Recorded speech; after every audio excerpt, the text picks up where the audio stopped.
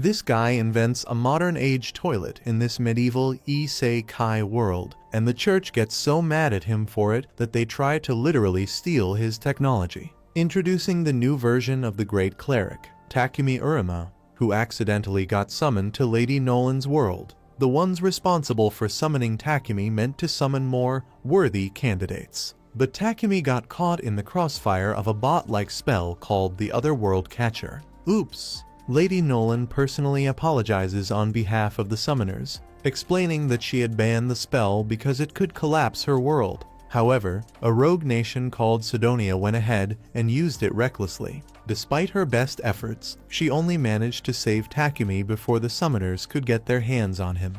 Takumi's quick solution? Just send me back.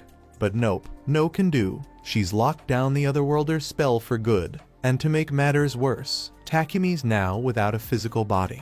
Lady Nolan offers him a fresh start in a new world, deciding to send him to a nation with no Otherworlders, and gives him a blessing to make him ridiculously powerful. The goddess explains the world's job system, and Takumi, not a fan of fighting, asks for a non-adventurer job. She obliges, gives him some handy skills, and sends him off to live his new life. Bro literally crash lands on the continent of Asgard and expresses how awful this entire experience was. He goes near the river to take a breather beside the fresh flowing water, and sees his new face for the first time, which is becoming the new generic isekai protagonist face. He's wearing the typical clothes of an aristocrat and also has a bag with him that might turn out to be useful. Takumi opens the bag to find some food supplies, water, and some gold coins as well.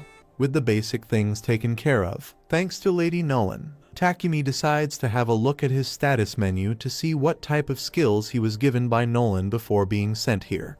The system menu is showing the blessing he received from Lady Nolan at the end of the list, which concerns Takumi because if people in this world can see skills and blessings of others, it will draw unwanted attention to him if they were to know that Takumi has the goddess's blessing. So, he decides to conceal the blessing from public view, along with the item box, as that could also be considered a cheat item. With that done, Takumi then focuses on looking at his active skill, where several level 1 magic skills are listed. Having never experienced magic before, he decides to try his newly acquired skills to see if he can really use them. Not wanting to use flame magic in this wild forest, he activates a water-type spell instead, which allows him to generate a ball of water. He then tests wind and rock magic, and both seem pretty nifty in case of combat. After getting adjusted to his new body, Takumi begins looking for a village and comes across some really high-quality wood that he instantly turns into a spear using his blacksmith skill. Using his appraisal skill next, he collects all types of rich medicinal plants in case of emergencies, and stores them all in the other dimensional item box. Out of nowhere, a young girl named Molly starts running out of the rushes, being chased by a huge, ferocious rabbit. She hides behind the young man, seeking his help, and he doesn't let her down. He uses his spear to literally one-shot the horned rabbit in the head. Hunting down this wild animal unlocks the warrior job for him, even though he doesn't want to be one. In any case, he makes sure that the kid is okay and learns that she came here to the woods to collect some medicinal herbs from the nearby village. Because his goal was to find a village, he tags along with Molly and stores the rabbit in the item box right in front of her, forgetting the fact that he shouldn't show off his cheat skills to the people of this world. Meanwhile, at the Holy Sidonia Empire, 3 high schoolers find themselves in a large hall suddenly, and are welcomed by a cloaked woman who greets them as the new heroes of the world. Before explaining everything to them, she introduces herself as the first empress of this empire, Elizabeth, and takes off her cloak, revealing her creepy face. One of the heroes, Akame, unintentionally uses the blessing she received from Lady Nolan, which leads her to realize that Elizabeth is the type of woman who shouldn't be trusted. At this time, Takumi and Molly had already gotten to Board Village. Banga and Martha, Molly's father and mother, thank him for saving their daughter's life, and with that, he asks for permission to reside with them in the village for a short while. His request is granted almost immediately as they set out to build him an apartment. He is first shocked by the idea of building him a house, but he soon settles to help them out.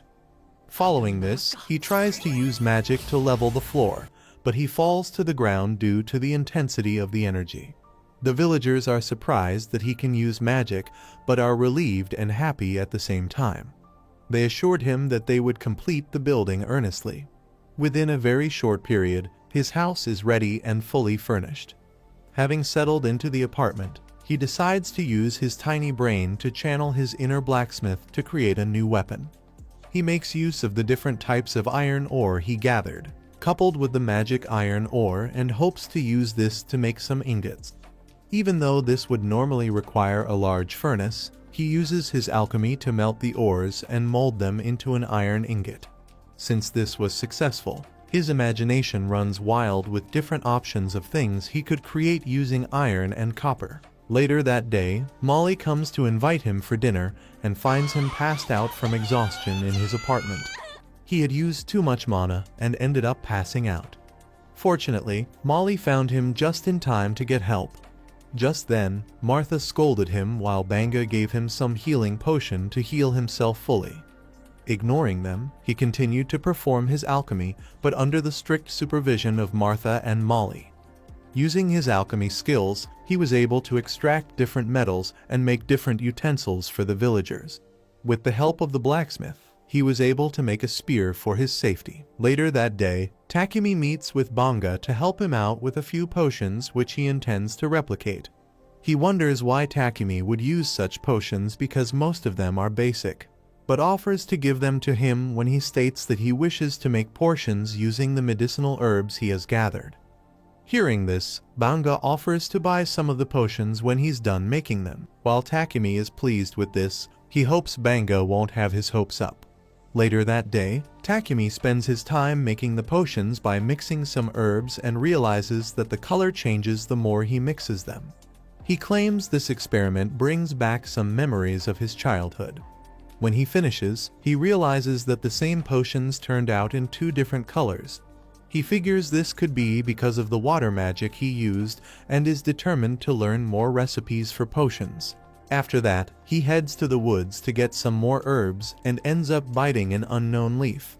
It turns out to be poison. Just before his curiosity could lead him to his ancestors, he uses his magic to heal himself. Just as he survived the poison, he turns around to find a huge armored bear with blazing red eyes about to devour him.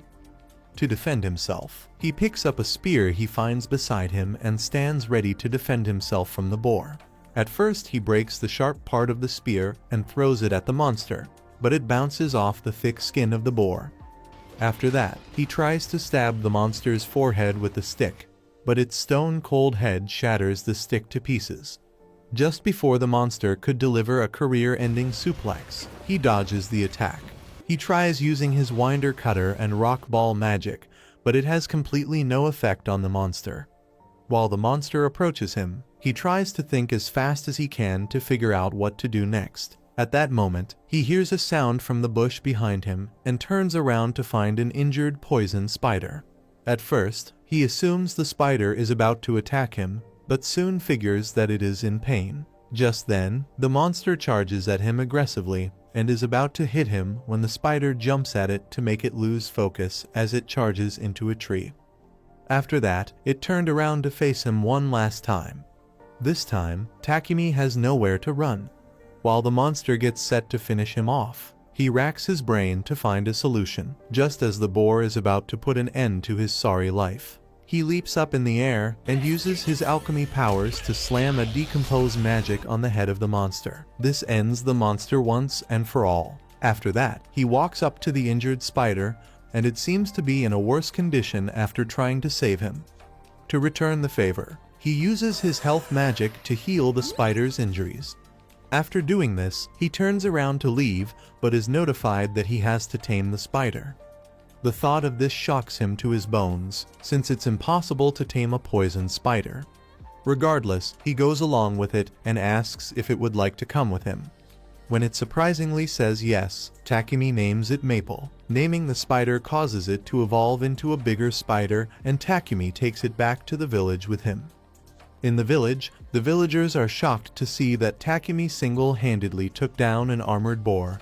They are more surprised at the fact that he was able to tame a poison spider. Amidst this, they got to have a meat party that night and come to terms with the fact that Takumisa's arrival has brought joy to them. They hand him the uneatable materials from the boar which he could sell in the city. Meanwhile, the goddess is pleased with how good Takumi is faring in this new world. Uchimura Denosuke is an ugly, middle-aged salaryman with such low testosterone levels that he can't even grow a beard. As he finds himself accidentally summoned by the demon lord of this anime world, he must learn to survive alongside his tsundere co-worker. The story begins on a stormy night at the demon lord's castle. The demon lord summons his 4 generals: Ulmandra, the flame bearer; Sylphid, the storm conjurer; Genome, the barrier knight; and finally, selects a special soul from another realm, a guardian deity of water. Surprisingly, the chosen one turns out to be just some average salaryman imported straight from Japan. But how did this salaryman end up here?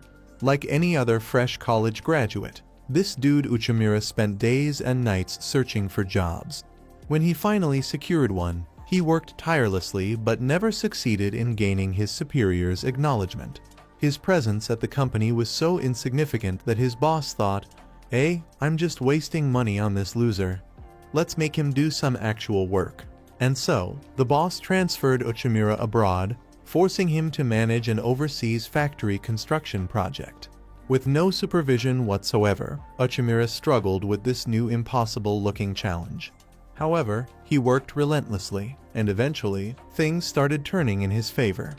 Just as he succeeded with this project, the boss called him up and immediately sent him to another country for a similar task.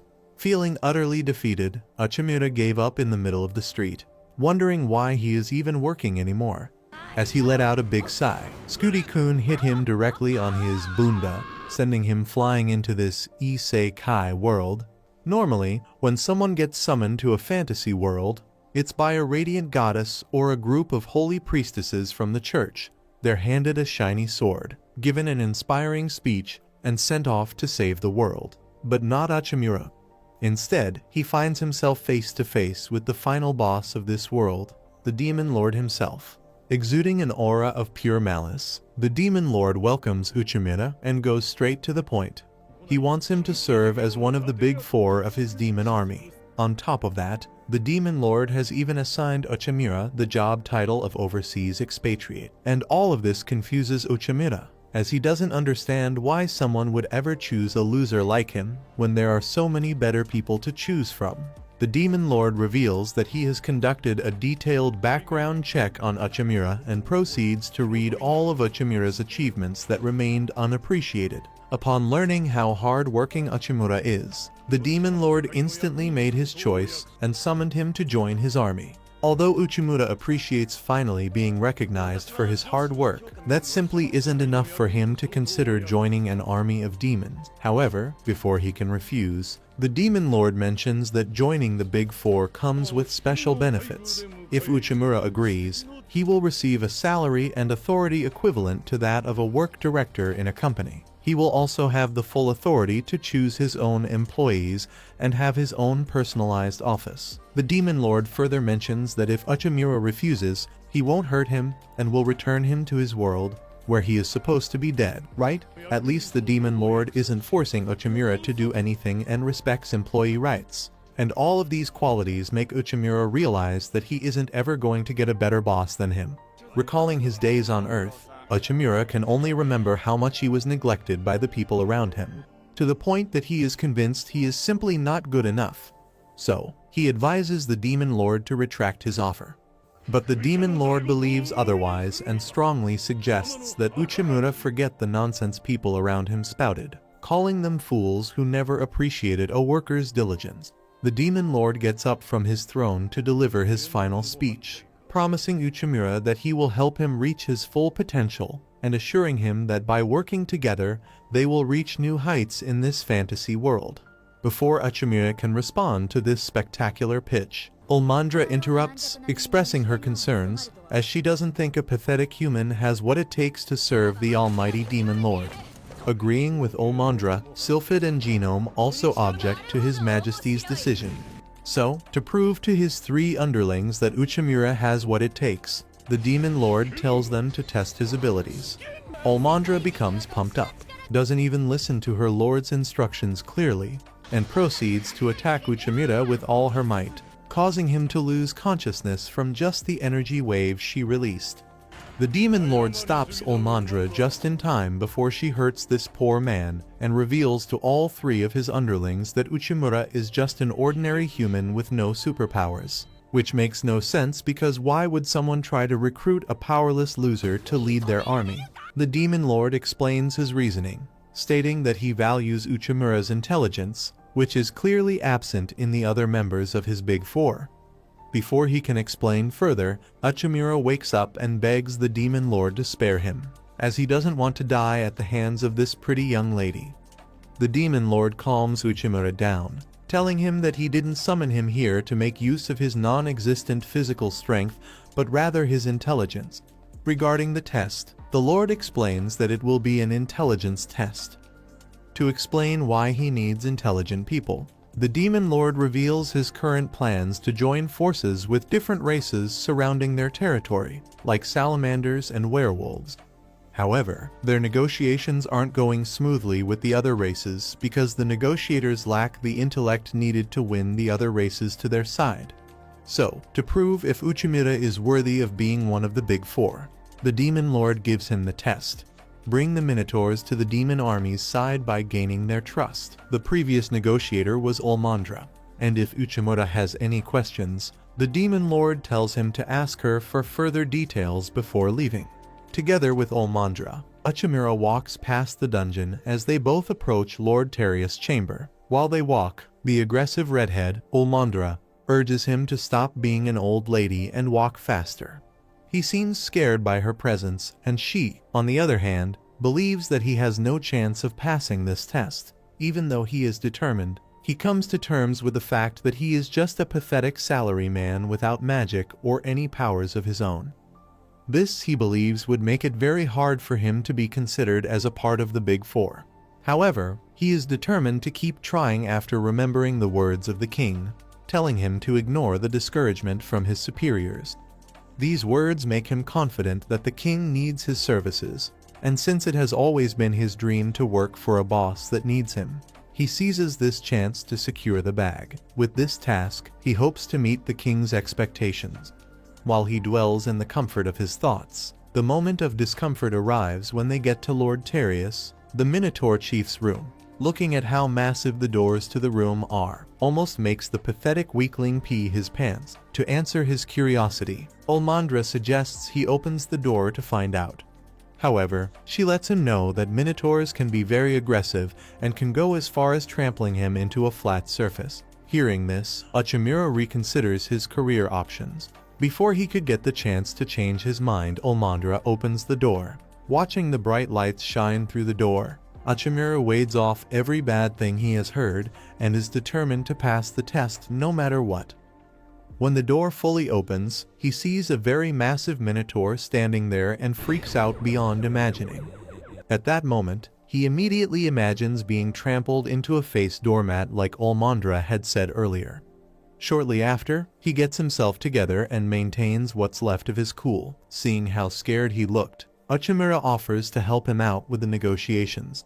She steps up to Lord Terius and asks him to watch how a pro does things. Right now, we are expecting her to get things done swiftly, right? Well, it was the direct opposite. At first, she started off easy and calm, making Uchimura believe that she knows what she's doing. In the blink of an eye, everything went south so fast, and she started screaming at the top of her voice. The two begin to shout at each other. This makes Uchimura figure out that Olmandra has no experience in negotiation whatsoever. After a long time of back and forth, the two get kicked out by Lord Terius. To save her amateur negotiation face, Olmandra informs Uchimura that the negotiations went well at first, but shortly after Lord Terius kept saying no. This, he claimed, had caused the negotiations to end. Don't tell me you believe what she said. In her defense, Olmandra kept insinuating that Lord Terius heard her terms, but kept saying no after. She blames him for being so strong-headed and not wanting the negotiations to progress. Since her way didn't work out, he leaves Uchimura to take things from here. Due to the angry noises Uchimura was hearing from the Minotaur Chief's chamber, he decides to leave and return when he has thought out a plan. The image of the scary Minotaur continues to haunt him and makes it hard for him to think. He wonders if he can communicate with the massive pile of viciousness. To think things through, he heads to a bar and grabs a drink. While there, he remembers a moment in his previous life as a salaryman where his clients kept saying no to his negotiations. Reminded of this moment and how things worked out for him at the end, he gulped down his drink and headed straight to the Minotaur Chief's chamber to kickstart the negotiations. While he sets out to do this, Ulmandra arrives at the king's chamber to inform him about Uchimura's supposed incompetence. As much as she tries to make the king believe that Uchimura was a bad choice, he urges her to wait and see. Hurriedly, she heads back to Lord Terrier's chamber to find Uchimura gathering some haze in a sack. Referring to this as trash, he seeks to know what he wishes to do with it. In response, he claims that he wants to use it in his conversation with Lord Terrius. Hearing this, she tries to convince him that Lord Terrius is impossible to negotiate with. However, he assures her that they haven't started negotiations yet. He claims that negotiations are not affected by the size of the client, but by filling the cognitive gap between the salesman and the client. To close this gap, he says, there has to be eye contact. After saying all these, he gets set to move into the chamber with a bag of hay and assures her that he would make things work, no matter what. Watching how bold he is, Ulmandra realizes that he is no longer the scared coward from before. The next morning, Ulmandra barges into Lord Terrius' chamber to find Uchimura since she didn't hear from him all night. On getting in, he finds the hay scattered all around and assumes that the negotiations went south. However, he informs her that Lord Terrius is currently with the king finalizing their merger agreement. Hearing this, she is shocked to her bones that he pulled this off in one night, and seeks to know how he managed to do that. In response, he reveals to her that Lord Terrius was actually open to negotiations from the start, but only kept saying no at some point to get her riled up while he watched to see how she handled the situation. And when this happened, she always left, believing that the negotiations had come to no agreement. After having a conversation with the king, Lord Terrius approaches Uchimura and Ulmandra and apologizes to her for being rude. He also thanks Uchimura for handling the negotiations well and stretches out his hand to shake them. After achieving this huge feat, the king acknowledges that Uchimura has passed and grants him a position as one of the Big Four. He hands Uchimura a golden bracelet, which marked the beginning of his job as the overseas expatriate of the kingdom. Seeing this, Ulmandra finally accepts him, but doesn't fail to show her doubts in his skill. However, since there are a lot more negotiations to be done, the two head out. Watching them join forces, the king is pleased. He hopes that they would help him make his army as powerful as they should be.